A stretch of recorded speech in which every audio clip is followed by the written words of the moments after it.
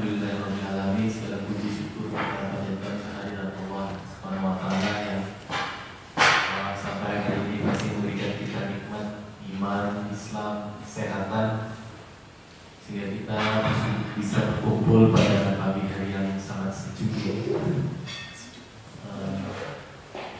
untuk mendengarkan tausiah yang insyaallah akan dibawakan oleh Ustaz Tunggu. Salawat dan salam selalu tercurah ke junjungan kita Nabi Ustaz Muhammad sallallahu alaihi wasallam. Pagi ini kita akan kembali memulai kajian tafsir Al-Hikam. Makalah yang berapa ya Ustaz? 65 ya. Ya insyaallah untuk tidak memperpanjang waktu pada saat ini kami persilakan. Assalamualaikum warahmatullahi wabarakatuh.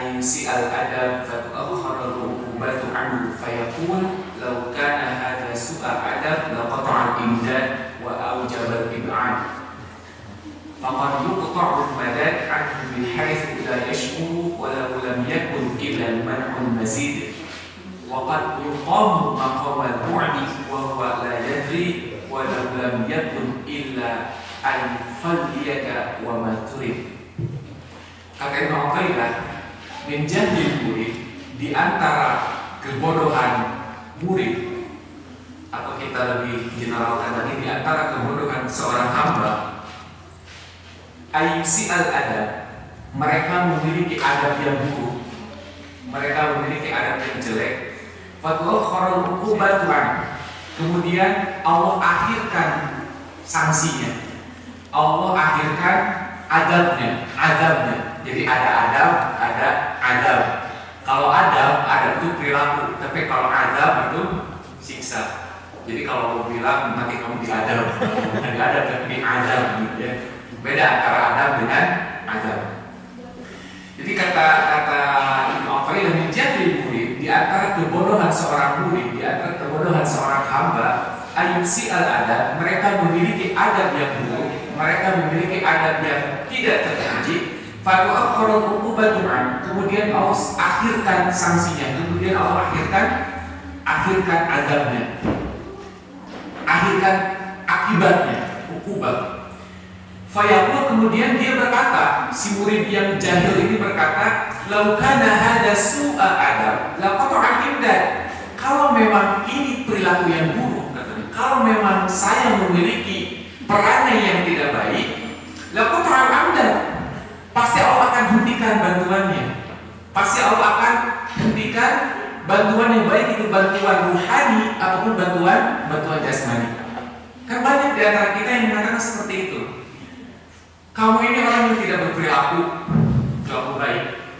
Kamu ini memang orang yang tidak berakhlak. Kemudian dia mengatakan, dia menjawab, kalau memang perilaku saya buruk, kenapa Allah tidak menganggap saya, gitu kan? Kenapa Allah membiarkan saya? Kok Allah masih memberikan bantuan kepada saya? Allah masih memberikan kesenangan hidup terhadap saya. Nah, ini masih berhubungan dengan minggu yang lalu tentang istidraj. Banyak orang-orang yang dibiarkan oleh Allah dalam kesenangan. Banyak orang-orang yang dibiarkan oleh Allah dalam kemegahan, dalam ketenangan. Padahal sesungguhnya wahadzal istidraj, padahal itu merupakan istidraj.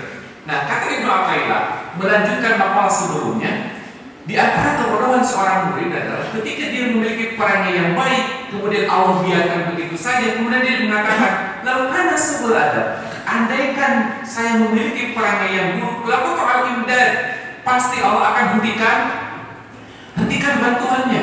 Pasti Allah tidak akan menolong saya lagi, pasti Allah akan jerumuskan saya.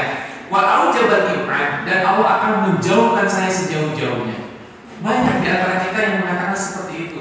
Banyak di antara kita sebenarnya kita memiliki perangai yang tidak baik, sebenarnya kita memiliki amalan-amalan yang tidak baik.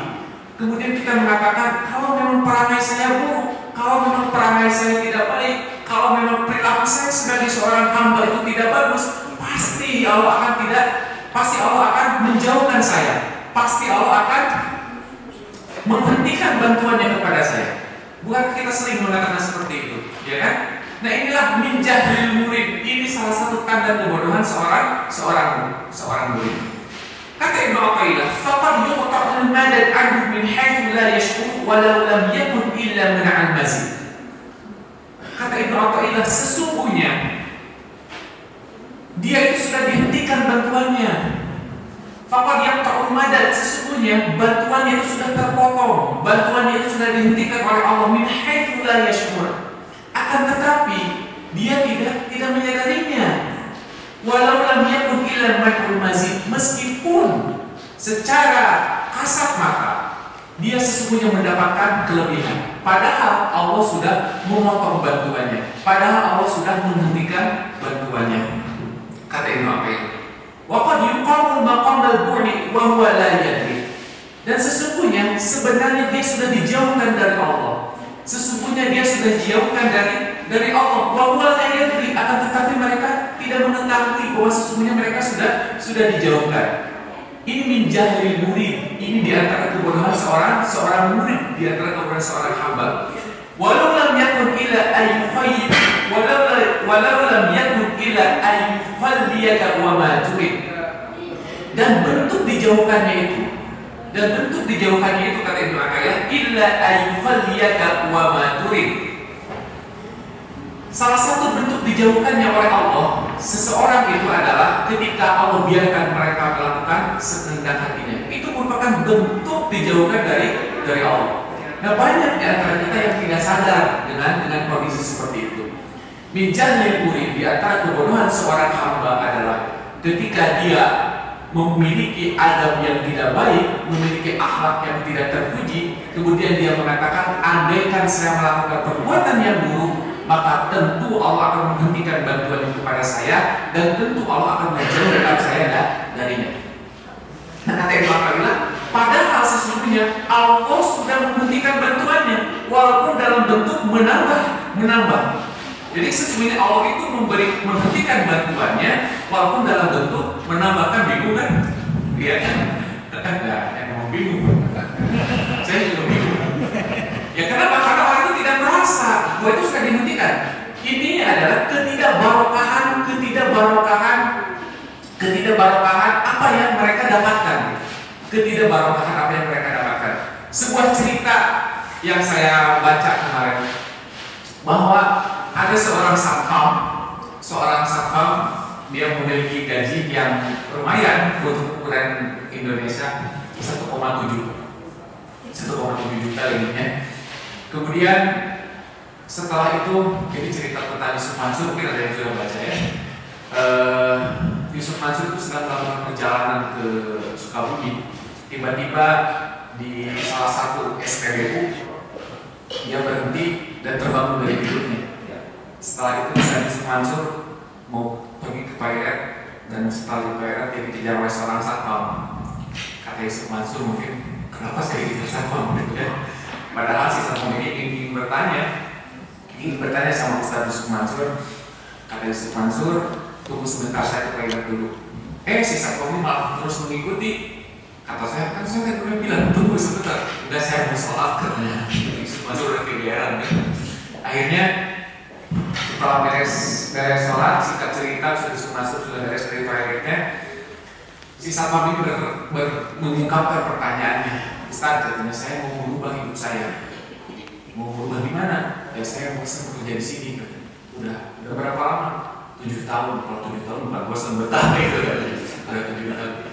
Iya, tapi hidup saya begini terus. Loh, kenapa mau keluar? Iya, soalnya gaji saya tidak cukup. Loh, kok tidak cukup? Emang gaji berapa? 1,7. Masa 1,7 tidak cukup? Iya, soalnya saya punya cicilan motor 900.000 katanya. Ya, pantas aja katanya saya Mansur kan. Dari 1,7 cicilan motor 900. Ya kan lebih berat hutangnya daripada kebutuhannya kan. Akhirnya setelah itu kata si Mansur, yalah nanti kalau mau berubah, ya kamu perbaiki dulu sholatnya, ya kan? Masa sholat kamu di akhir terus? Kamu pasti sering mengakhirkan sholat gitu kan? Sholat asar jam berapa? Jam 3. Sekarang kamu sholat jam 5, 2 jam katanya tersia-siakan. Kali umur balik kamu berapa? Kalau misalkan dirata-ratakan sholat kamu telat terus dari mulai jam 3 ke jam 5, berarti kan 2 jam. Kali umur balik berapa? Kali berapa tahunan? Berapa waktu yang disia-siakan karena kamu telat sholat. Jadi kata Yusuf Mansur, perbaiki sholat kamu katanya. Yang kedua, sedekah. Kata Yusuf Mansur, sedekah apa? Berapa? Ya 1 kali gaji lah kata Yusuf Mansur kan. Loh, kan luas tuh. Kaget. Boro-boro buat sedekah 1,7 ya kan. Untuk bayar cicilan aja saya sudah susah untuk makan. Kamu yakin tidak dengan janji Allah? Kata Allah kan betul kan? Allah itu akan melipat gandakan orang yang bersedekah. Min kulli sumbulatin haba, ya kan? Wa mi'atu haba. Jadi 700 sampai 700 kali lipat. Kalau misalkan orang itu mau bersedekah 10 sampai 700 kali lipat. Yakin? Kerjakan. Kalau enggak ya jangan. Ya gimana caranya? Ngebor dulu kamu sama bos kamu, ngebor gaji. Jadi minta gaji bulan depan, diminta bulan ini. Makanya deg-degan ya, deg-degan berdebar untuk menjalankan syarat yang diberikan oleh Ustaz Yusuf Mansur ini. Setelah itu sampai ke rumahnya dia masih terpikirkan, kemudian mantap hatinya bahwa dia akan ngebor gajinya. Kemudian bilang ke komandannya, komandan tolong bilang sama bos, kalau saya minta gaji bulan ini bulan depan dibayar bulan ini. Untuk apa kan? Kan bingung, masa ngejawab nomor buat sedekah? Bukan buat sedekah kan bingung kan orang. Akhirnya diceritakan ceritanya begini. Ya kalau yang tidak percaya mungkin ya ketawa aja ya. Setelah itu si komandannya mungkin sambil ketawa-ketawa nih, aneh gitu kan orang mau sedekah, tapi harus berbohong dulu, harus hutan dulu. Tapi oke lah, nanti saya bilang ke bos. Akhirnya dibilang ke bosnya yang sama dengan sikap yang sama, tapi akhirnya diberikan si uang pinjaman itu 1,7 sekian. Diterima uang itu, kemudian beliau sedekahkan oleh satpam ini, sedekahkan. Semuanya tidak dikurangi, pokoknya 1 kali gaji yang dia terima dia sedekahkan semuanya. Tidak lama kemudian Allah membalas sedekahnya dengan harta yang tidak diduga-duga. Istrinya mendapatkan warisan katanya dari kampungnya. Dia termasuk salah satu ahli waris seseorang, 17 juta katanya gitu. Jadi kan 10 kali lipat ya, 10 kali lipat dari 1,7. Wallahu a'lam, terserah apakah ini benar atau tidak. Tapi yang jelas bahwa sedekah itu pasti akan berlipat. Tapi ingat Pak, Bu, kalau mau sedekah jangan memikirkan itu ya. Wah, nanti kalau saya sedekah ini nanti akan balik. Nggak boleh itu kayaknya. Nggak boleh. Sedekah aja. Kalau sisa tahun ini kan dia tidak memikirkan bahwa dia akan mendapatkan balasan segitu kan. Kalau mau ceritanya itu benar, dia tidak memikirkan. Dia benar-benar kalau sedekah itu memang ingin merubah hidupnya.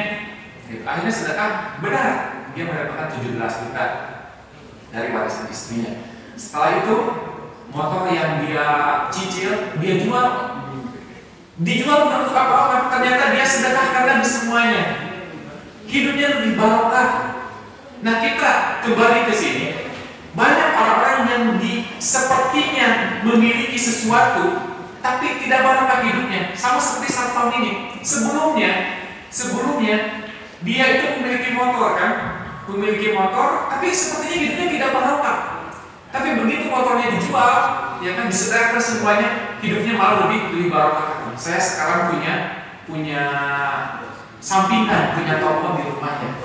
Hidupnya lebih berkah, hidupnya lebih sederhana, hidupnya tidak punya hutang. Itu keberkahan. Nah, banyak di antara kita sebenarnya Allah memotong rezekinya, sebenarnya Allah memotong bantuannya, walaupun secara kasat mata dia ditambah kenikmatannya. Sama seperti Satpam tadi kan, secara kasat mata dia punya motor, tapi dia tidak memiliki kebahagiaan. Inilah yang disebut oleh Ibnu Athaillah, faqad yaqta'un madad anhu min haitsu la yashkur. Walau lam yakun illa madul mazid. Banyak orang-orang yang dipotong bantuannya oleh Allah dari jalan yang tidak disangka-sangka, meskipun sekalipun dari jalan yang sepertinya dia ditambah rezekinya. Sama seperti Satpam tadi, secara kasar mata dia memiliki motor lebih gaya, lebih gagah, tapi sesungguhnya Allah memotong bantuannya. Tapi setelah dia kembali kepada jalan yang benar, dia memperbaiki akhlaknya, sholat senantiasa di awal waktu, kemudian rajin bersedekah. Walaupun secara kasar mata dia berkurang, sesungguhnya Allah menambah keberkahannya. Ini mungkin yang dimaksud oleh Ibnu Athaillah. Waqad yuqamu maqamal buni wa huwa la yadri. Dan ada orang-orang yang sesungguhnya dijauhkan oleh Allah, tapi dia tidak sadar kalau dia itu sedang dijauhkan oleh Allah.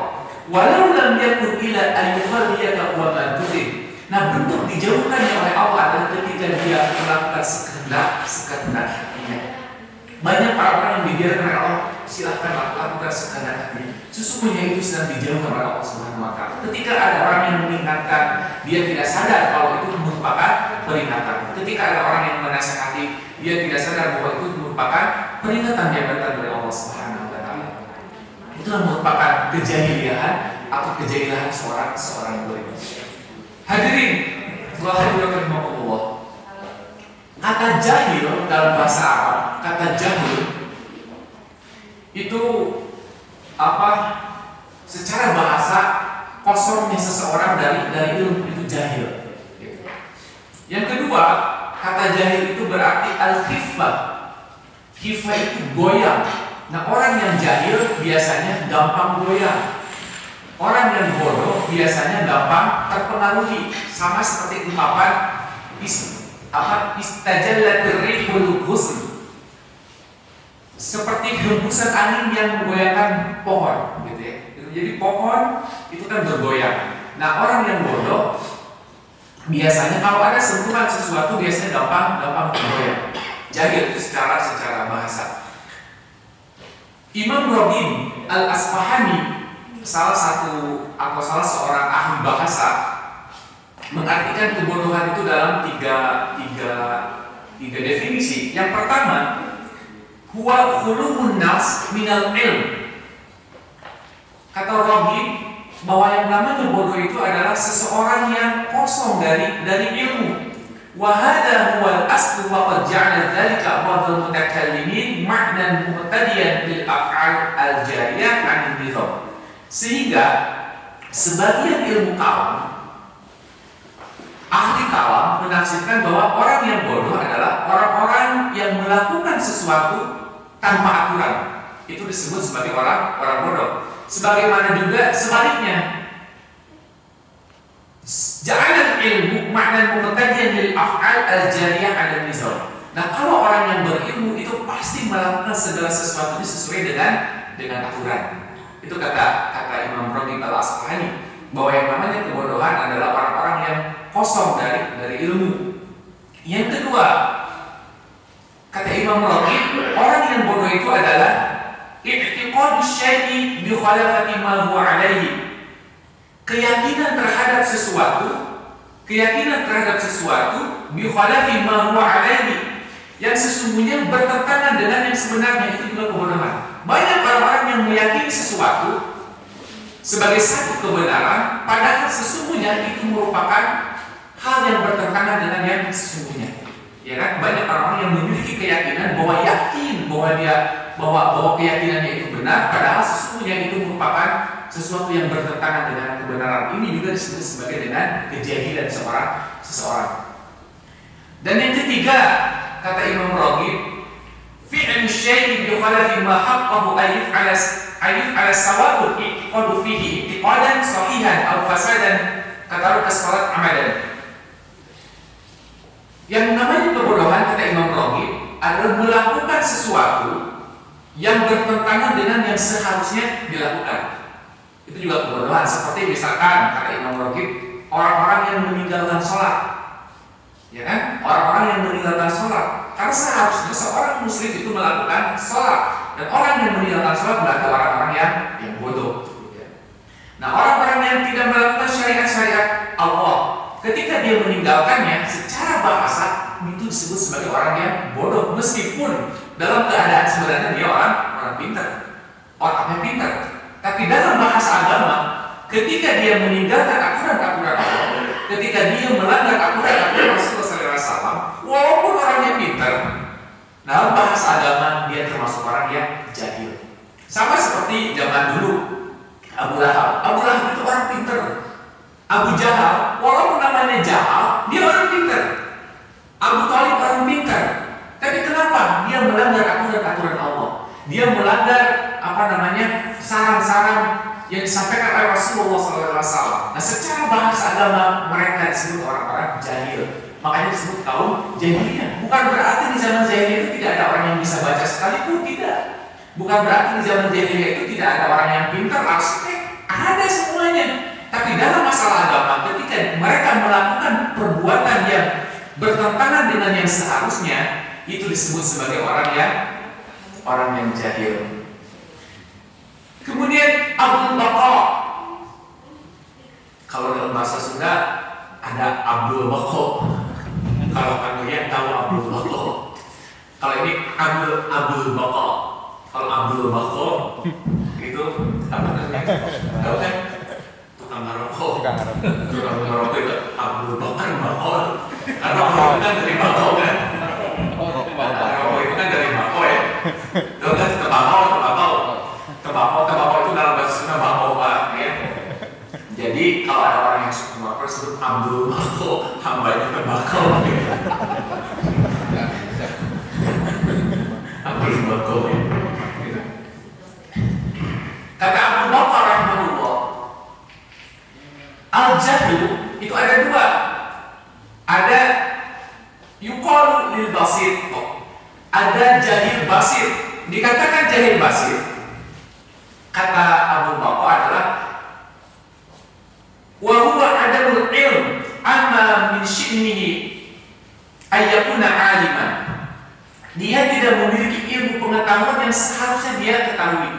Seperti misalkan begini, ada seorang hamba yang sholat, seharusnya sebelum dia sholat dia tahu ilmu tentang sholat tersebut gitu. Banyak orang-orang yang datang ke hall misalnya, mereka pada sholat gitu. Nah, seharusnya sebelum mereka melakukan sholat, dia tahu dulu ilmunya. Dia sholat apa gitu loh. Ya kan? Di Weston mesti banyak. Bukan di Springfield. Jadi kalau saya kan Jumatan di hall, mereka datang pada sholat. Kalau malam sholat apa gitu? Kalau malam sholat apa? Makanya saya jelaskan. Nah, itu jahil basir. Jadi dia tidak mengetahui sesuatu yang seharusnya dia ketahui. Ada gitu tahiyatullah? Ada nggak? Nah, seperti ini. Ini sudah jadi masjid belum? Bangnya udah jadi masjid belum ini? Belum. Karena masih ada perdagangan di situ. Sementara di dalam masjid tidak boleh ada perdagangan, ya kan? Ini baru jadi musola. Secara bahasa aja ya musola, karena masjid, karena biasanya di masjid itu kan memang apa? Seperti Masjidil Haram kan di pelataran tidak disebut masjid lagi. Kita kalau masjid, kemudian masuk masjid, lalu sholat rakaat ini gitu kan, sholatnya dua rakaat. Nah, ilmu seperti harus diketahui gitu. Sama seperti kita masuk ke tidak ada sholat tahiyatul hall. Atau misalkan sholat Idul Fitri, banyak orang-orang yang sholat di lapang. Ada nggak sholat tahiyatul lapang? Ada nggak? Nggak ada. Kecuali kalau niatnya itu kalau sholat Jumat dia sholat intizar. Sholat intizar itu sholat menunggu imam naik mimbar, itu baru ada. Dan itu tidak 2 rakaat, itu terus-terusan sampai imam itu naik mimbar. Kalau itu sholat intizar gitu. Nah ini sesuatu yang harusnya diketahui sebelum kita melakukan sesuatu, al-ilmu. Nah kalau orang tidak mengetahui hal seperti ini, basit. Banyak orang-orang yang beramal tapi tanpa ilmu. Itu namanya jahil basit, kata siapa? Kata Abu Bakar. Kemudian ada juga jahil murakab. Jahil murakab itu jahil kuadrat, bodoh kuadrat, multiple. Jadi bodoh yang berlipat. Artinya apa? Wa huwa ibaratun an i'tiqada. Apa nih? Jazim al-ghaira.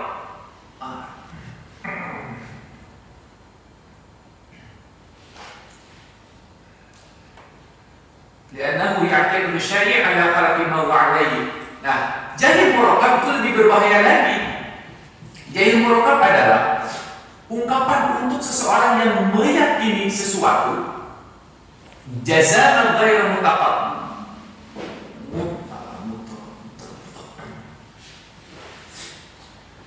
Keyakinan seseorang meyakini satu amalan bahwa itu benar, sesungguhnya amalan tersebut melanggar aturan Allah, itu jahil murakab. Tapi dia yakin. Makanya ketika dia dikasih tahu, ketika dia dikasih penjelasan, dia tidak mau tahu dari jahil murakab. Nah, ini lebih berbahaya daripada jahil basit. Kalau jahil basit itu suatu saat dia bisa apa namanya? Bisa tahu gitu. Suatu saat dia bisa mengambil pelajaran dari apa yang dia tidak ketahui. Tapi jahil murakab karena sudah tertanam keyakinan. Nah, makanya kata Rasulullah SAW, di antara orang itu ada orang-orang yang annahu la yadri wa huwa la yadri. Ada orang-orang yang tidak tahu kalau dirinya itu tidak tahu. Itu jahil murakab. Jadi tidak tahu kalau dia itu tidak tahu sebenarnya. Kenapa? Karena sudah tertanam keyakinannya. Karena sudah tertanam keyakinannya. Nah, di antara kejahilan seorang murid adalah ketika ketika dia memiliki perangai yang buruk, ketika dia memiliki akhlak yang tidak baik, kemudian dia tidak sadar kalau itu perangai yang tidak baik, sehingga dia mengatakan, kalau memang saya memiliki akhlak yang buruk, kalau saya memiliki adab yang tidak terpuji, seharusnya Allah itu menghentikan bantuannya kepada saya. Sesungguhnya Allah itu menjauhkan saya darinya. Kan ketidaksadaran min jahil murakab. Mungkin ini termasuk salah satu jahil murakab. Hadirin hadirat rahimakumullah, itu sebagai gambaran tentang kejahilan seorang hamba terhadap Rabbnya. Kita lanjutkan.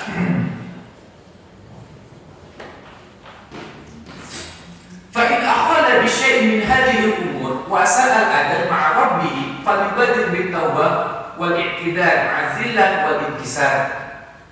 Seorang hamba yang baik, ketika dia melanggar sesuatu dari aturan-aturan Allah, wasa al-adab, dan dia memiliki adab yang tidak terpuji, ma'arabihi, bersama Rabbnya, tidak terpuji bersama apa hubungannya dengan Rabbnya, falibadil bit-taubah, maka seharusnya hamba yang baik itu bersegera dengan taubat wal i'tidar, dengan memohon maaf, ma'azillah wal inkisar, dengan penuh rasa rendah diri wal inkisar dan rasa hancur lebur. Itu yang seharusnya dilakukan oleh seorang hamba ketika dia memiliki adab yang tidak baik, ketika dia memiliki adab yang tidak terpuji. Falibadir bitaubat, seharusnya dia bersegera untuk bertaubat. Wal i'tidar, dan memohon maaf, memohon ampun, ma'adzillah, dengan kerendahan diri, wal inkisar, dan penuh dengan rasa hancur. Itu yang seharusnya dilakukan oleh hamba yang baik. Fa in akharat taubah ila waqti akhar in qata'at anhu al-amdad wastaujabat tardul wal bi'an. Kemudian kalau seorang hamba itu mengakhir-akhirkan taubatnya, kalau si hamba itu menanti-nantikan taubatnya, in qata'at anhu amdad, maka Allah akan menghentikan bantuannya. Maka Allah akan menghentikan bantuannya. Wastaujabat tardul bi'an, dan pasti Allah akan menjauhkan dirinya. Kata Allah, ana inda dhanni abdi bi wa ana ma'ahu idza dzakarani. Aku itu akan bersama hambaku selama mereka mengingatku. Aku sesuai dengan prasangka hambaku, dan aku akan bersama mereka ketika mereka bersamaku. Wa qad la yashmu bidzalika fil hin. Akan tetapi kalau seorang hamba itu mengakhir-akhirkan taubat, kalau seorang hamba itu tidak datang kepada Allah dengan rasa penyesalan, wa qad la yashmu bidzalika fil hin, maka si hamba itu tidak akan menyadarinya kalau Allah itu sudah memutus bantuannya, kalau Allah itu sudah menghentikan bantuannya. Fayahtaju li nafsi wa yaqul, kemudian dirinya akan berbisik karena keterlambatan taubatnya. Dirinya akan mengomentari perbuatannya. Di nafsi, dia akan bicara pada dirinya, wa yaqulu, dan dia mengatakan, law kana hadza su'u adab dan qata'an min madad. Andaikan saya memiliki kalau memang ini merupakan suku adab dan qata'an min madad, pasti Allah akan memutuskan hubungannya. Kenapa? Karena dia telah bertaubat, karena dia telah menyadari tentang perbuatan buruknya. Wa hadza minhu jahlul qabih. Ini merupakan kejahilan yang sangat buruk, kata Ibnu Athaillah. Yufdha ila al-'atab illa tarakahu inayah min rabbil arbab. Ini merupakan kejahilan yang sangat buruk. Ini merupakan qabih itu jelek ya, jahlul qabih, kebodohan yang buruk. Yufdha ila al-'atab illa tarakahu inayah min rabbil arbab. Sungguh orang-orang yang seperti ini tidak bisa mengambil inayah dari Allah Subhanahu wa ta'ala sebagai Rabb yang Maha Rabb. Wa innama kana hadha jahlan minal murid la tasawwu li nafsihi wa qusul adabihi wa ada mashhuri musammadhi. Orang-orang yang seperti ini adalah orang-orang yang wa'ada musyuhurihi bi nusani qalbi, orang-orang yang tidak menyadari tentang turunnya kondisi hatinya. Banyak orang-orang yang mengalami futur, banyak orang-orang yang mengalami penurunan keimanan, akan tetapi mereka tidak menyadarinya. Idlau kana aliman bi bukhari nafs la tahmaha wa man tasara laha walau kana arifan bi rabbih la yashku bi nusani qalbihi. Kalau orang itu memiliki ilmu, kalau orang itu memiliki pengetahuan, maka pasti orang itu akan mengetahui tentang turun naiknya keadaan dirinya. Walau kana arifan, andaikan orang itu orang-orang yang arif, orang-orang yang mengenal Tuhannya, sya'ara bi nusani qalbi, pasti dia akan menyadari tentang kondisi hatinya. Nah, orang yang baik, orang yang berilmu, ketika dia berbuat sesuatu yang tidak baik, berbuat perbuatan yang melanggar aturan-aturan Allah, pasti dia langsung fa'ibadiru bi taubat, pasti dia akan bertobat. Bukan mengakhir-akhirkan tobat, yang akhirnya setelah dia mengakhirkan tobat, bukan tobat yang dia dapatkan, tapi komentar terhadap dirinya. Andaikan perbuatan saya dulu itu perbuatan yang buruk, andaikan amalan saya itu amalan yang tidak baik, pasti Allah akan memutuskan bantuannya, pasti Allah akan menjauhkan dirinya. Nauzubillah min dzalik. Semoga kita dijauhkan dari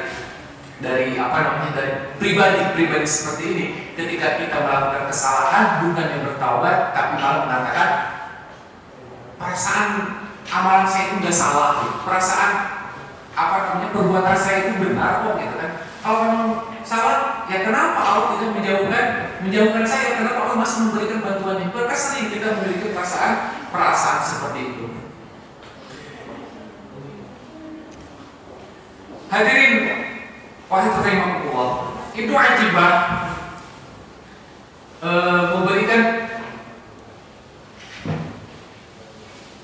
memberikan beberapa adab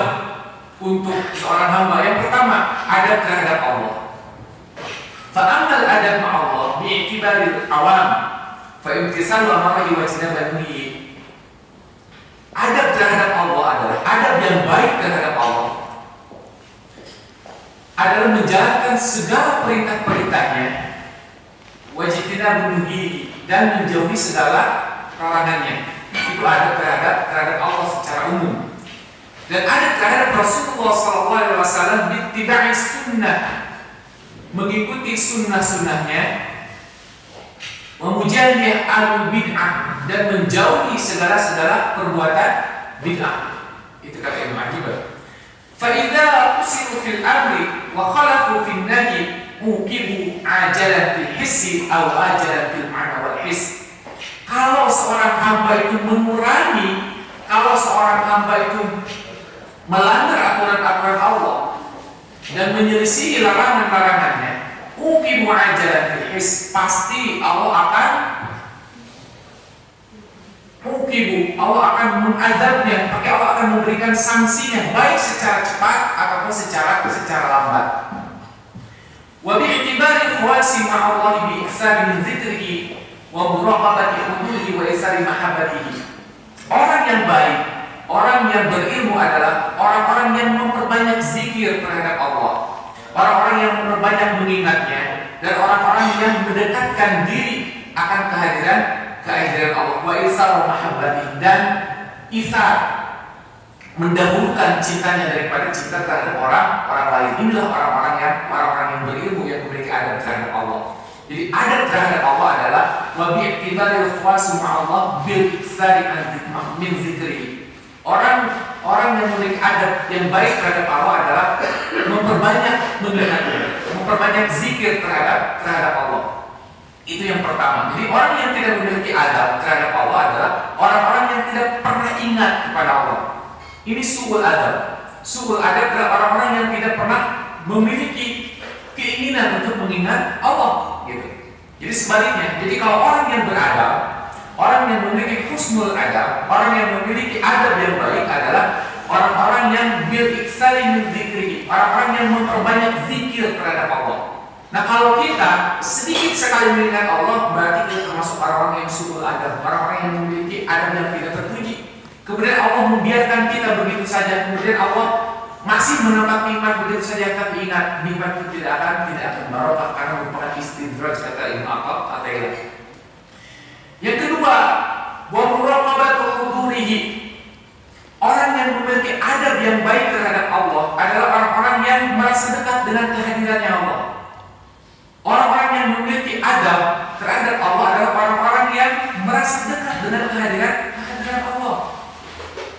Bukankah Rasulullah SAW pernah didatangi oleh seorang malaikat, oleh Jibril? Ketika itu Rasulullah SAW sedang dalam sebuah halaqah bersama para sahabatnya, kemudian datang malaikat Jibril, dan dia diketahui kalau seseorang itu kan, karena dia menjelma sebagai manusia, malaikat Jibril itu datang kepada Rasulullah SAW. Kata para sahabat, orang ini tidak kelihatan melakukan perjalanan dari jauh. Kenapa? Karena bajunya bersih, tidak kotor, tidak lusuh. Tapi dia juga bukan orang dekat. Kenapa? Karena tidak ada seorang pun yang mengenalnya. Ternyata dia malaikat Jibril. Malaikat Jibril itu bertanya kepada Rasulullah, mahwal iman, mahwal Islam, mahwal iman, mahwal ihsan. Tingkatan tertinggi ternyata yang ditanyakan oleh malaikat Jibril adalah ihsan. Apa itu ihsan? Anta abudallaha ka'annaka tarahu fa illam takun tarahu fa innahu yaraka. Kata Rasulullah, tingkatan tertinggi dari seorang muslim adalah ihsan. Apa itu ihsan? Ketika dia menyembah kepada Allah, ketika dia mengabdikan diri kepada Allah, seolah-olah Allah melihatnya, seolah-olah Allah sedang mengawasinya. Fa illam takun tarahu fa innahu yaraka. Kalau dia tidak mampu melihatnya, melihat Allah, melihat kehadirannya, tapi yakin Allah itu akan senantiasa melihat kita. Nah, itulah yang harusnya dilakukan oleh seorang hamba yang memiliki adab yang baik. Apapun yang dia kerjakan, apapun yang dia lakukan, itu semata-mata karena Allah, gitu. Jangan sampai kita datang ke satu tempat, misalkan ke surau nih, aduh gak enak karena saya pegang kucing misalkan, kan bisa jadi seperti itu kan? Ya kan berarti kan dia sedang lain, gitu. Seperti datang ke masjid, oh saya asalnya ada janji nih sama teman saya nih mau bayar arisan misalkan. Kan ini kan niatnya udah gak benar.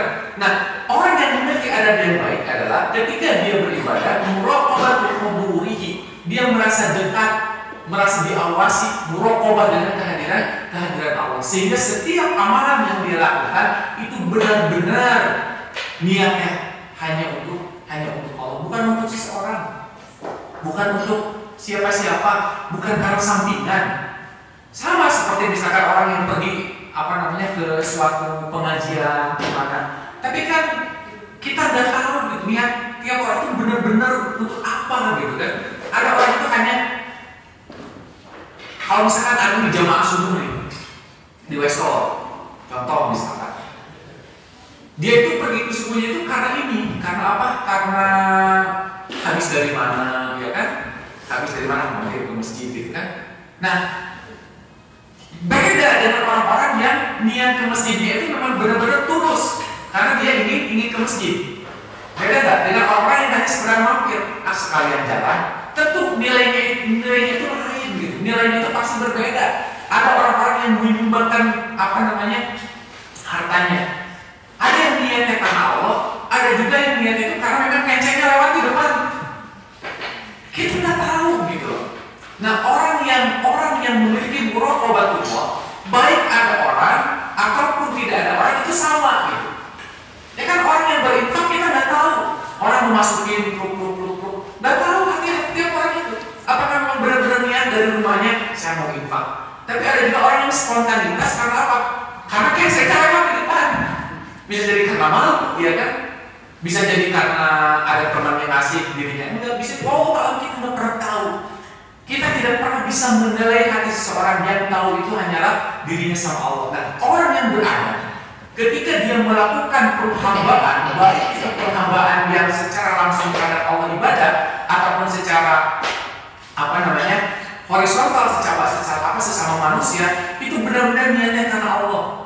Banyak orang itu yang menghubungkan silaturahim memang benar-benar karena Allah. Tapi ada orang-orang yang menghubungkan silaturahimnya itu bukan silaturahim, tapi silaturahmi. Silaturahmi itu kan rahmi itu perut ya. Jadi menghubungkan perut. Karena masalah-masalah keduniaan saja. Tidak sedikit orang yang baru pulang dari sini misalkan ditanyain. Tapi kok kita lihat kok nanti yang ditanyain itu orang-orang yang besar gitu.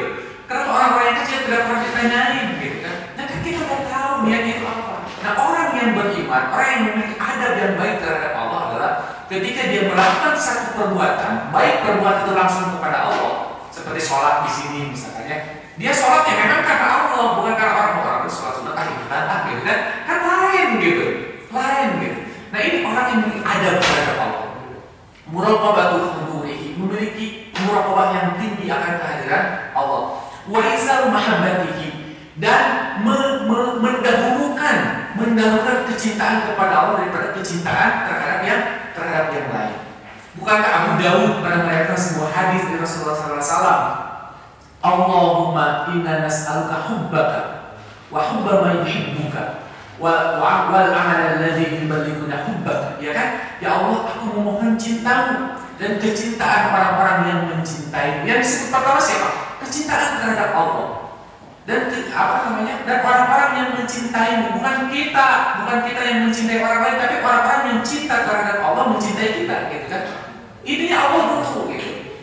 Tapi kadang kita suka terkalahkan, kita suka terjebak. Sama seperti sekarang ini.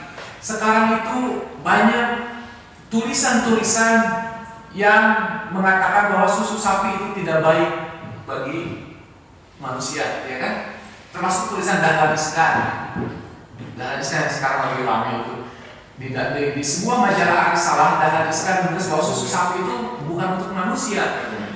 Dan itu banyak tulisan-tulisan seperti itu. Tulisan-tulisan seperti itu banyak. Saya dulu ada seorang dokter melakukan sebuah penelitian bahwa terserah mau belajar apa, tapi saya lebih percaya Al-Quran gitu. Saya lebih percaya Al-Quran. Coba baca surat An-Nahl. Di situ ada disebutkan bahwa Allah itu sudah menciptakan susu, gitu kan? Dan susu itu merupakan obat loh. Rasulullah SAW mengatakan, inna likulli da'in dawa. Sesungguhnya di setiap penyakit itu ada obatnya. Dan kata Rasulullah, berobatlah kalian dengan susu sapi, katanya gitu. Itu ada dalilnya itu. Nah terserah gitu. Kita mau percaya, mau mendahulukan riset atau memerlukan dalil. Karena saya yakin dalil itu tidak akan menyalahi riset. Kalau misalkan ada kesalahan, berarti risetnya yang salah. Kalau saya lebih yakin seperti itu, ya terserah. Kalau misalkan ada yang mau dipercaya, terserah. Tapi Al-Quran menyebutkan, Al-Quran menyinggung masalah susu. Al-Quran menyinggung masalah air susu itu, laban. Al-Quran menyinggung itu, dan banyak hadis-hadis Rasulullah yang menggambarkan bahwa Rasulullah SAW itu senantiasa minum susu. Bahkan ketika Isra Miraj pun yang ditawari oleh malaikat Jibril apa? Khamr sama susu, ya kan? Rasulullah memilih susu gitu. Nah, silahkan wa isaru mahabbati, orang yang memiliki adab terhadap Allah pasti mendahulukan Allah daripada yang lainnya. Pasti meyakini firman-firman Allah daripada firman-firman yang lainnya. Terserah gitu ya. Kemudian wahidul hudud wal wafa bil uhud wa ta'alluq bil mulkil wadud wal ridha bil mawjud wal badu taqah wal majhud. Kemudian orang yang memiliki adab yang baik adalah wahidul hudud, menjaga aturan-aturan Allah, senantiasa menjaga aturan-aturan Allah. Wal wafa bil uhud, senantiasa menyempurnakan janji-janji meskipun janji itu sedikit sepele. Nanti saya mampir ya ke rumah nganterin ini. Harus itu kalau fil uhud bukan sekedar basa-basi. Orang muslim adalah orang yang memegang kata-katanya. Sama seperti perjanjian Hudaybiyah, ya kan? Rasulullah SAW ketika melakukan perjanjian Hudaybiyah itu banyak para sahabat yang menolaknya, banyak para sahabat yang sepertinya kita dikalahkan. Tapi kata Rasulullah, seorang muslim harus memegang kata-katanya. Wal wafa bil uhud, itu seorang muslim. Meskipun janji itu sepertinya sepele, tapi orang muslim itu harus memegang kata-katanya. Wa ta'alluq bil mulkil wadud, orang yang memiliki adab terhadap Allah adalah orang-orang yang bergantung terhadap hukum rajanya, yakni Al-Quran dan Sunnah. Itu yang memiliki adab yang baik. Jangan pernah kita dikalahkan oleh hukum-hukum selain Al-Quran dan Sunnah. Waridho bil mawjud, orang yang memiliki adab yang baik adalah orang-orang yang ridho, orang-orang yang ridho dengan apa yang ada, dengan apa yang dihadirkan oleh Allah Subhanahu wa Ta'ala. Sedangkan adab bersama Rasulullah SAW adalah bisari mahabbati, mendahulukan cintanya terhadap Rasulullah SAW daripada kecintaannya terhadap orang lain. Kata-kata Allah, qul in kuntum tuhibbunallaha fattabi'uni, kata Rasulullah, apabila engkau mencintai Allah, fattabi'uni, maka ikutilah aku, karena itu bentuk kecintaan kita terhadap Allah dan terhadap Rasulullah SAW. Wal ihtida'a bihidayah, mengambil petunjuk Rasulullah SAW sebagai jalan petunjuk hidup kita. Orang yang memiliki adab yang baik terhadap Rasulullah adalah mendahulukan sunnah Rasulullah daripada sunnah yang lain. Lebih mendahulukan petunjuk Rasulullah daripada petunjuk teman. Inilah orang-orang yang memiliki adab terhadap Rasulullah SAW. Kita malah lebih senang mengutip perkataan orang-orang yang tidak jelas. Kita lebih senang mengambil nasihat-nasihat orang-orang yang tidak jelas. Sementara nasihat-nasihat yang beribu-ribu dari Rasulullah SAW kita tidak pernah mau membacanya. Padahal nasihat-nasihat yang datang dari Allah dan Rasul itu jauh lebih bermakna dan ketimbang nasihat-nasihat yang diberikan oleh orang lain. Wa taqulu bi akhlaqihi, kita harus mencoba berakhlak sebagaimana Rasulullah SAW melakukan perbuatan sehari-harinya. Orang yang memiliki adab terhadap Rasulullah SAW adalah orang-orang yang meniru bagaimana Rasulullah SAW berbuat. Orang-orang yang baik adalah wattaqu bi akhlaqi, orang-orang yang berakhlak sebagaimana akhlak Rasulullah SAW. Orang-orang yang memiliki niatan yang begitu tinggi bagaimana meniru Rasulullah SAW. Fa idza qusiru fi dzikrihi aw halat qulubuhum min ghairi hadratihi aw malat mahabbatuhum ila syai'in siwa aw qusiru fi syai'in mimma taqaddamahu al-aqdar Ukibu fil isi wa nafsi. Kata Ibnu Ajibah, kalau di antara hamba itu kurang dari zikirnya terhadap Allah, au halat qulubuhum min ghairi hadratihi, atau hatinya itu tidak pernah hadir, hatinya itu tidak pernah disediakan untuk kehadiran Allah, au malat mahabbatuhum ila syai'in siwa, atau hatinya itu cenderung mencintai sesuatu dari selain Allah, au kusiru fi syai'in mimma taqaddama au qulu uqdata uqdiha, atau dia lebih menurunkan janji terhadap yang lain daripada janji terhadap Allah, maka seharusnya orang yang memiliki ilmu, orang yang baik adalah mungkin dia mengikob dirinya, dia memenjarakan dirinya, dia mengsangsikan dia memberi sanksi terhadap dirinya dengan cara bertaubat terhadap Allah Subhanahu wa taala, dengan cara bertaubat, dengan cara menyesal dan melakukan perbuatan-perbuatan yang lebih baik lagi untuk menutupi kesalahan-kesalahannya tersebut. Coba lihat, orang yang berilmu adalah ketika dia kurang zikirnya terhadap Allah, ketika dia hatinya itu lepas dari mengingat Allah, kemudian ketika dia mendahulukan kecintaannya daripada selain Allah dan Rasulnya, atau dia memenuhi janjinya terhadap yang lain dibanding dengan janjinya terhadap Allah, maka orang seperti kata Ibnu Ajibah, seharusnya dia menyangsi dirinya, seharusnya dia mengikob dirinya, seharusnya dia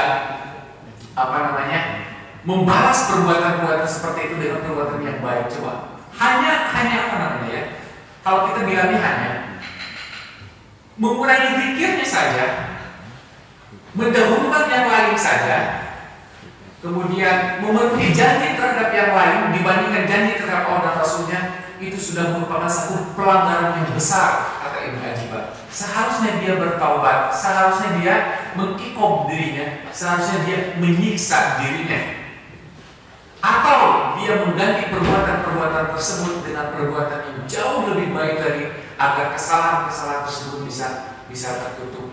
Ini merupakan adab kita, adab seorang hamba terhadap Allah dan Rasulnya. Itu saja mungkin yang bisa disampaikan pada pagi hari ini. Mudah-mudahan jadi ilmu dan amal buat kita semua.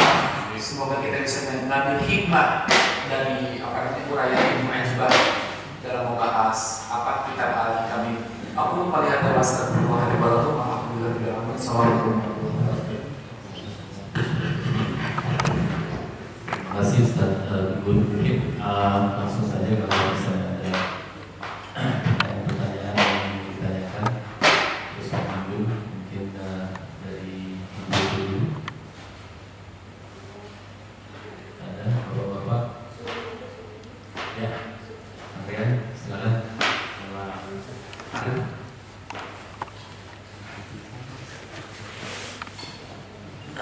Assalamualaikum warahmatullahi wabarakatuh. Ustaz Gun, ada yang ditanyakan, mungkin pernah ditanyakan sebelumnya, tapi mungkin saya nggak ditanya juga, jadi mau ditanya bagaimana membedakan antara apa yang sudah diberikan Allah kepada kita itu nikmat itu berupa tadi istidraj atau bukan, karena ciri-cirinya bagaimana gitu ya, yang membedakan antara nikmat yang diberikan itu adalah istidraj atau memang benar-benar karunia yang diberikan Allah kepada kita.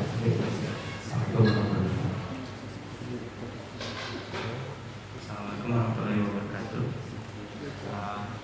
Tadi tentang masalah yakin, aku cuma mau tanya mungkin gimana sikap kita kalau kita bawa kepemimpinan,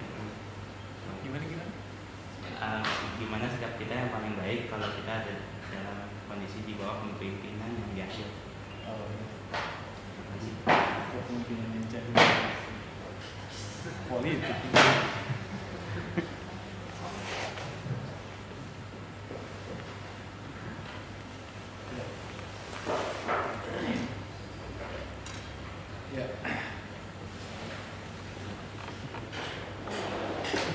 Membedakan mana istidraj dan mana bukan.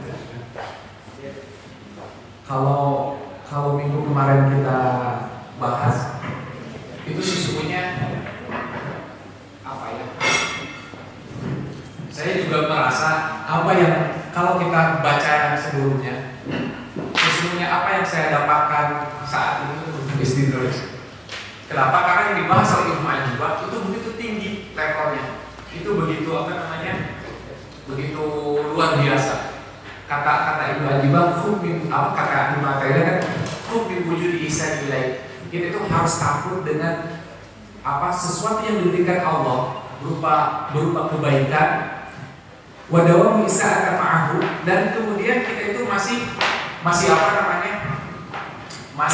mendawamkan keburukan, kurang berzikir, ya kan, berzikirnya kurang, kemudian sedekahnya kurang, kemudian akhlak terhadap sesama kurang, kemudian hormat terhadap yang lebih tua kurang, sayang terhadap anak kecil itu kurang. Itu mungkin segala sesuatu yang kita terima saat itu bukan istidraj. Jadi kalau kita melihat level ini, levelnya Ibnu Ajibah, saya merasa apa yang saya dapatkan saat ini kesehatan, ya kan, umur yang baru 17 ini, kemudian istri, anak, ya kan, itu mungkin merupakan istidraj dari Allah Subhanahu Wa Taala. Makanya susah sebenarnya untuk membedakan mana istidraj mana bukan. Karena kalau kita lihat ini bahasa Ibnu Ajibah, Ibnu Athaillah, pada mana semua dzikir bihi, orang-orang yang berpaling saja itu bisa jadi istidraj ketika dia memiliki kesehatan, ya kan? Ketika dia memiliki kenikmatan itu bisa merupakan istidraj. Makanya kita tidak bisa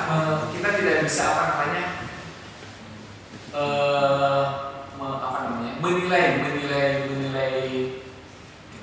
diri sendiri apakah ini istidraj atau bukan sebelum kita menilai amalan yang baik, amalan yang banyak dalam diri kita itu kebaikan atau keburukan. Itu mungkin ya. Itu jadi syarat pertama yang harus kita miliki untuk menilai istidraj atau bukan. Pertama, kita harus hitung dulu amalan baik kita itu berapa banyak. Mulut kita, bahkan yang kemarin kan dibahas tentang bagaimana ketika orang itu menjaga lisannya, ya kan? Ya kan banyak kan. Jadi ibadah, jadi jangan hanya menghitung ibadah itu hanya sebatas ibadah kita terhadap Allah saja. Kalau misalkan bulan Ramadan nih, saya suka lihat ini sebagai contoh aja, gambaran gitu ya. Orang-orang yang menjaga parkir di resto itu sering berhadapan dengan orang-orang yang agak aneh gitu. Mau ibadah, ya kan? Termasuk Jumatan juga mungkin ya. Mau ibadah, tapi akhlaknya banyak yang tidak terpuji gitu kan.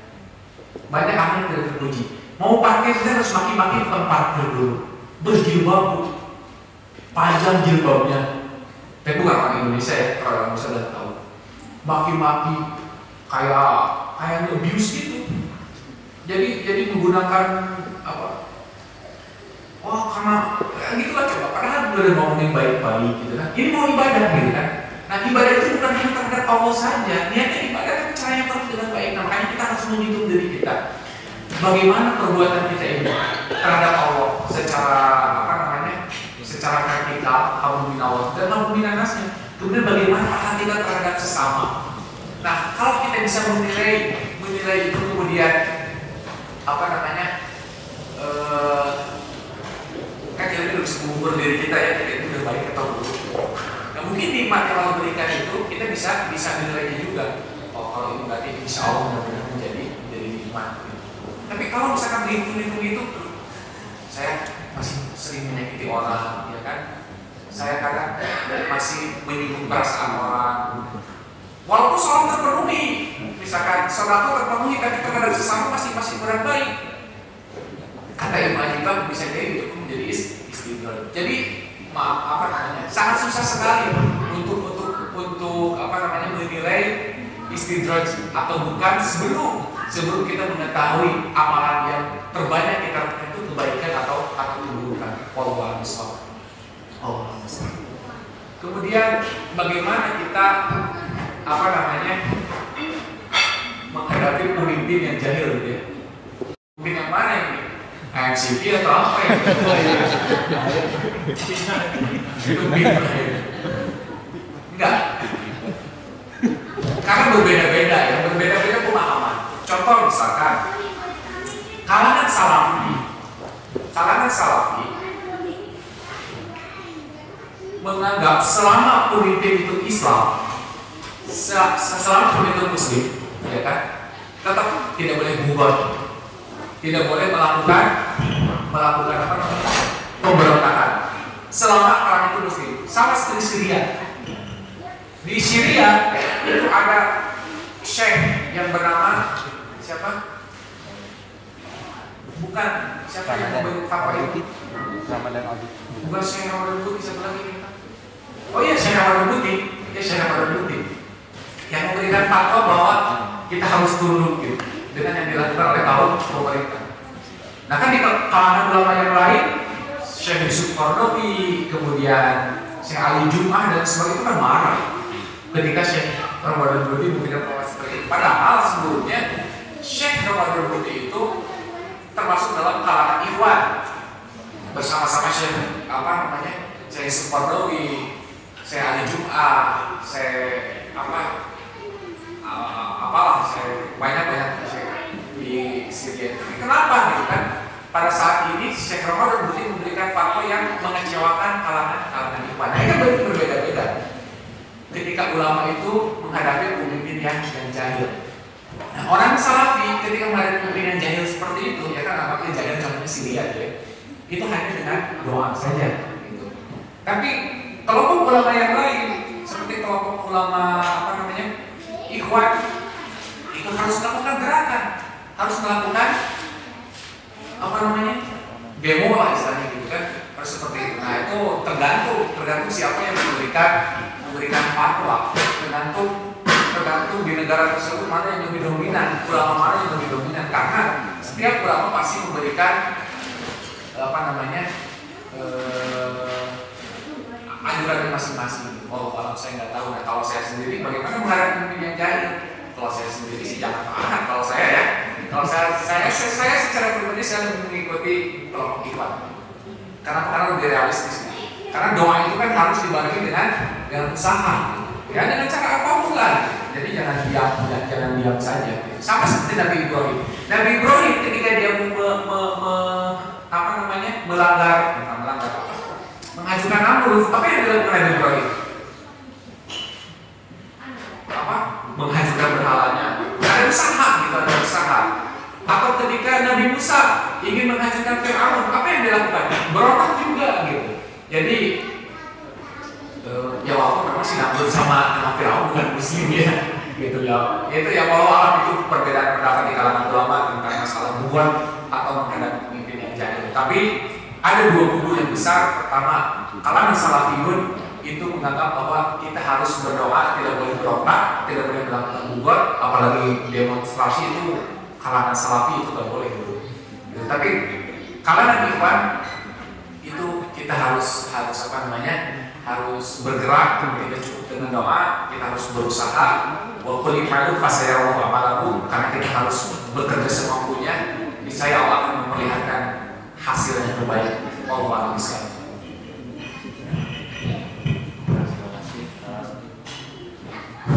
Mungkin ada lagi pertanyaan? Ya, kira-kira satu atau dua lagi. Oh boleh ya, mau mulai ya. Jam berapa selesai jadi? Satu lagi terakhir. Kalau misalnya masih ada pertanyaan.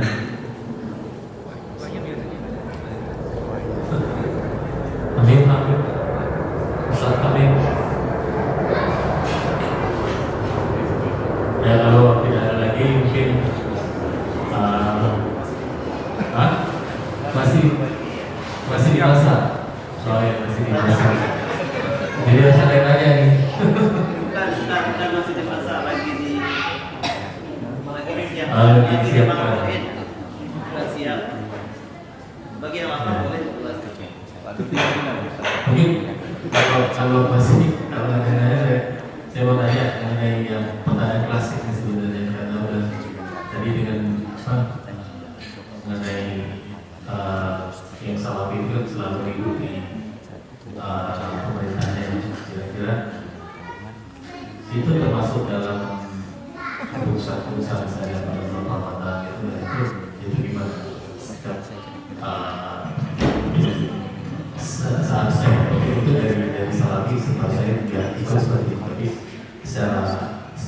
gemuk juga dan kemungkinan besar katanya harapan Indonesia ini juga akan berbeda lagi ya yang judul yang sama dengan Syria.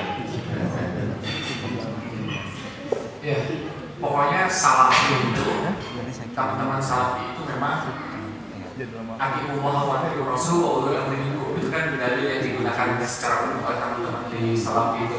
Ulil amri ini adalah pemerintah yang sah, pemerintah yang sah. Makanya kalangan salafi baik itu di Indonesia ataupun di mana saja, kalau di Mekah sekarang mereka punya dewan pemerintahnya di kalangan salafi ya, kalau di Arab Saudi. Tapi kalau di Indonesia, karena mereka tidak memiliki tidak memiliki dewan hisab ataupun dewan ru'yah. Kalau salafi tidak memakai hisab, mereka memakai wujudul hilal, pakai ru'yah. Nah, mereka mengikuti pemerintah. Jadi termasuk dalam menentukan awal Ramadan dan akhir Ramadan. Kawan-kawan di salafi itu mengikuti pemerintah. Tapi kalau di Arab Saudi itu jelas, karena di Arab Saudi sendiri kan ada tim khususnya yang ulama itu langsung masuk ke pemerintahan, karena pemerintahan di Arab Saudi itu kan orang-orang salafi ya yang berada di situ.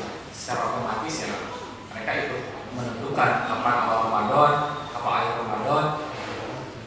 Nah, tapi kalau di Indonesia kita bisa perhatikan orang-orang salafi pasti mengikuti jadwal yang ditentukan oleh pemerintah. Karena itu yang melakukan legalisasi gitu. Nah, kalau di sini karena kita tidak punya, kita harus mengikuti ICP sebagai lembaga yang tinggi. Mungkin salafi di sini juga pasti ngikutin ICP kalau menurut saya gitu ya. Kalau menurut saya salafi di sini juga pasti bakalan ngikutin ICP. Coba perhatikan tadi bahwa tapi mereka yang mengikuti kamu itu adalah sebuah lembaga yang memiliki legalitas untuk menentukan sesuatu. Itu dalam konsep ulil amri di kelompok salafi.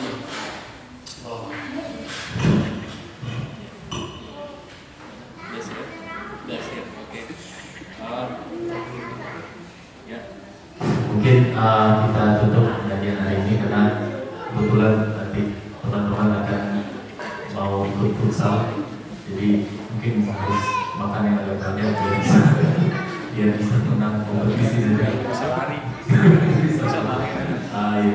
Mungkin kita pengajian kita tutup nanti sama-sama baca doa dan kemudian kita berdoa kepada Tuhan.